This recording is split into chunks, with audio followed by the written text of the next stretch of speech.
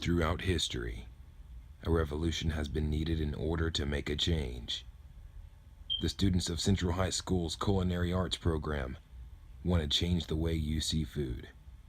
Welcome to the Red Devilution. Good afternoon. Welcome to the Central High School Culinary Program. Welcome to the Red Devilution. Today we are going to make buffalo chicken tenders with our homemade house dressing. What we're going to do first is we're going to start with some jumbo chicken tenders. Now these are actually quite big and they're quite wide. So what we do is we actually split these lengthwise so they cook quicker and so they don't burn.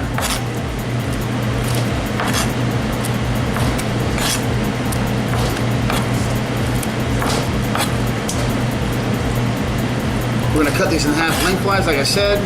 And then what we're going to do after this is we're going to soak these in buttermilk.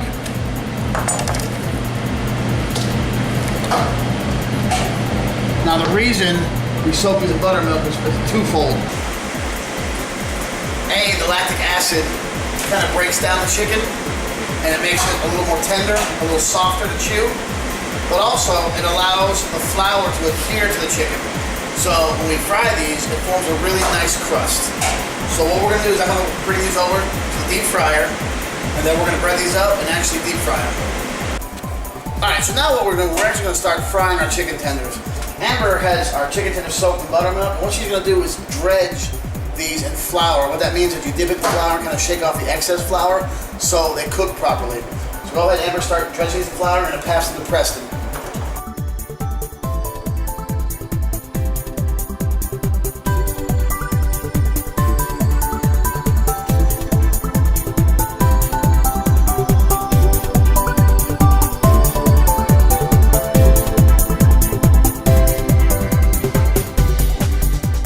Preston's going to make his way to the deep fryer.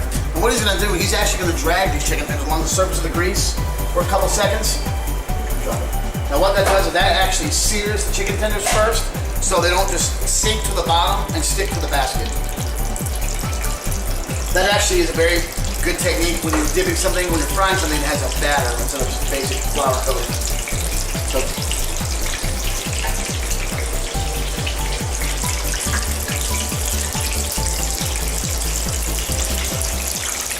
one of my culinary students, Amber, is going to make our homemade buttermilk dressing.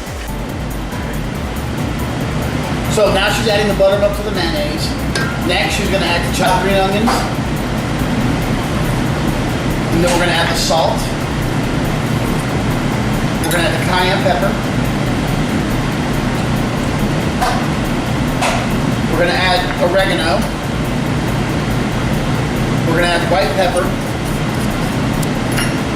And we're going to add garlic powder.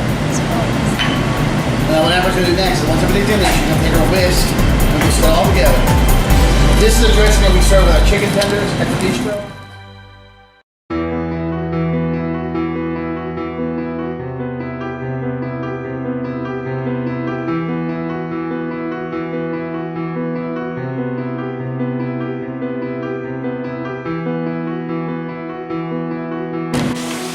Alright, what we're going to do now is we're actually going to make our buffalo sauce for the chicken tenders. Now, a lot of people don't know this, but it's called buffalo sauce because it actually originated from Buffalo, New York, at a place called the Anchor Bar. And basically what you need is melted margarine, Frank's Red Hot, and just a touch of white vinegar. So what we're going to do is we're going to add our Frank's Red Hot first. And we're going to do just a touch of vinegar. Now the vinegar, believe it or not, will help cut through it. It gives a little bit of a bite, but it helps cut through because we're going to add a lot of butter to the sauce. We don't want it to be too oily, so to speak. So Amber's going to hold this bowl for me. And what I'm going to do is we're just going to pour this in slowly. We're going to whisk the butter in. Our butter will cut through the heat and give a really, really nice flavor.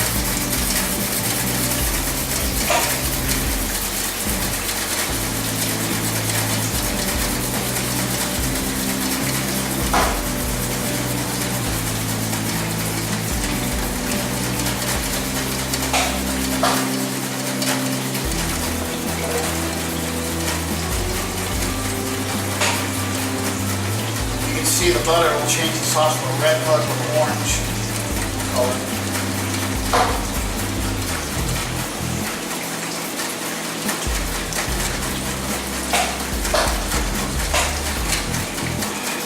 form because it's about to explode.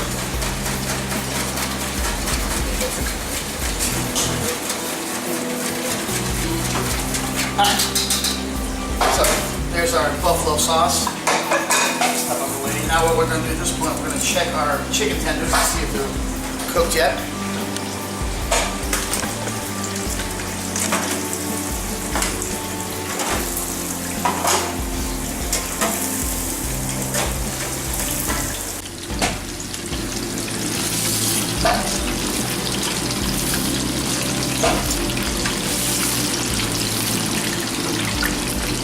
Then probably about 20 seconds, then we should be good to go.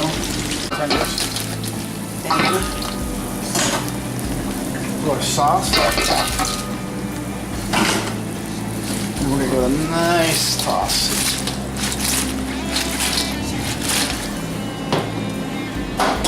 Apparently my multitude of fans are daring me to do the blindfold. So there we go.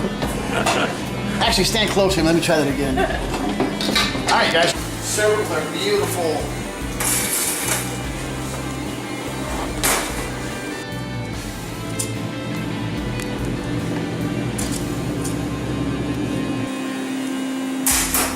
and there you have it. Buffalo chicken tenders, red Devilution style. And today we're going to be doing a kind of a fusion of tailgate foods. We're going to do a cheesesteak quesadilla.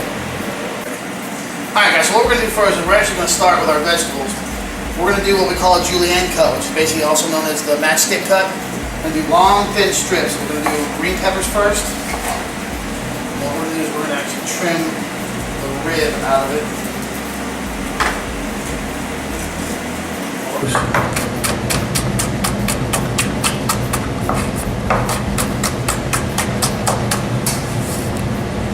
So we're going to do one more side of the green pepper real quick. And again, julienne cut, just long, thin strips. Now what we're going to do is we're going to start with the red onion next. We're going to peel this, cut the ends off and peel it first.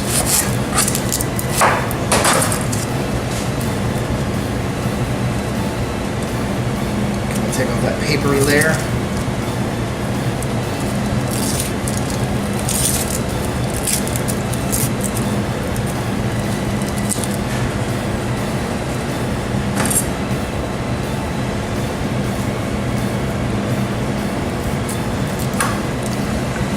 And again, we're going to just julienne this real quick.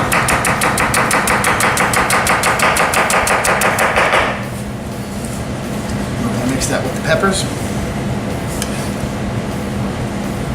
And then we're going to do just a few mushrooms also. These are button mushrooms. These are probably your most basic kind of mushroom. They add a nice earthy flavor to what we're trying to do.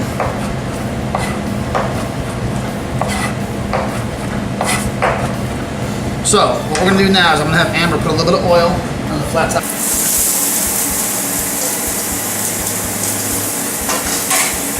The magic of editing.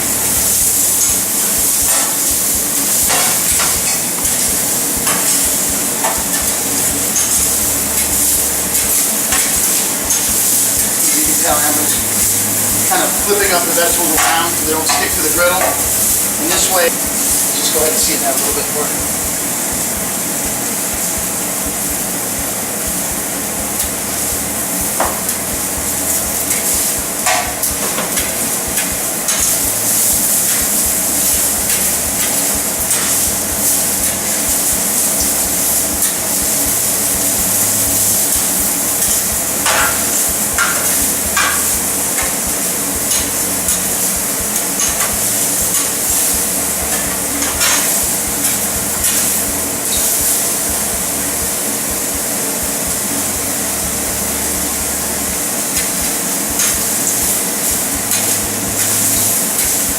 So Amber is continuing with the vegetables.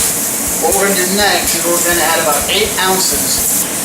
So Amber's got the vegetables about halfway cooked. So what we're going to do next is we're going to add about 8 ounces of chopped sirloin and going to kind of incorporate everything. Now what happens is the juices from the meat as it cooks is going to actually flavor the vegetables too. So that's why you kind of mix them together. So Amber, we're going to add all the meat together and start chopping it up.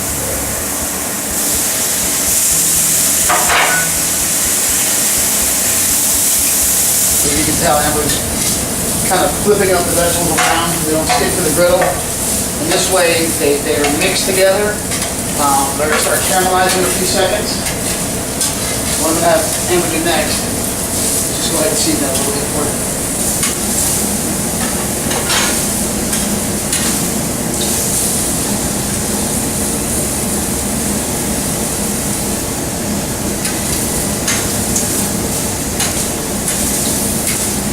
So Amber is continuing with the vegetables. What we're going to do next is we're going to add about 8 ounces of chopped sirloin. Hold on a second. You said that again. Go back. Amber's going to next, she's going to put all that filling into the bowl and move it off. And she's going to scrape down her griddle a little bit. Because now what we're going to do is we're actually going to heat up our tortillas and melt our cheese.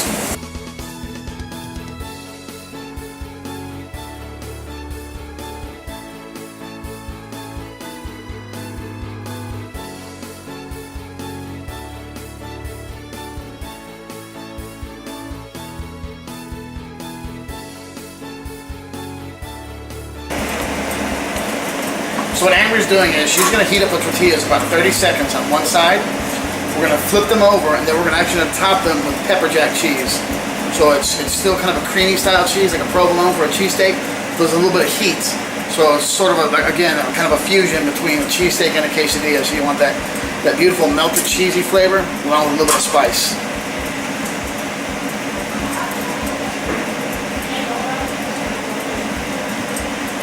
So at this point, what we're going to do is we're just going to allow that cheese to melt before we actually take it off the flat top. Alright, so we think this cheese will probably take another 30 seconds or so to melt. But what we want to do is we want to just lift up the tortilla a little bit, just to make sure it doesn't stick, it doesn't burn. Alright, so we got probably 20 seconds, and then we're going to pull these off and actually assemble our quesadillas. And what we're going to do is we're going to just chop a few of these up just for a garnish.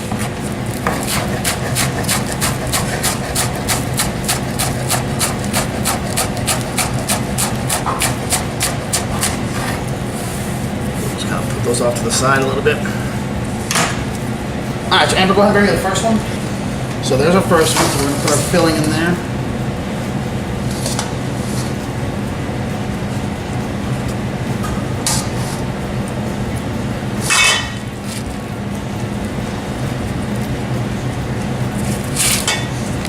You go ahead and bring the second one.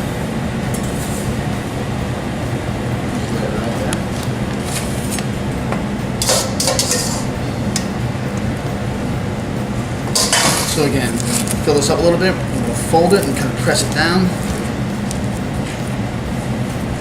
Now at this point, what we're going to do is we're going to cut these into quarters and just kind of fan them around this plate.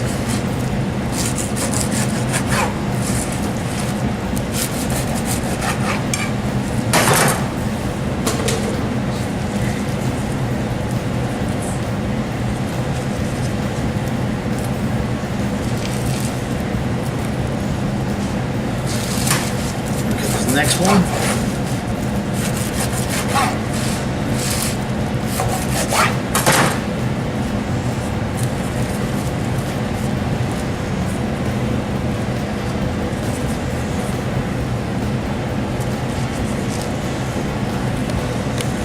And what we're going to do, we're going to put a little bit of chopped green onion and just a little bit of our picante sauce around it, just for a little bit of color.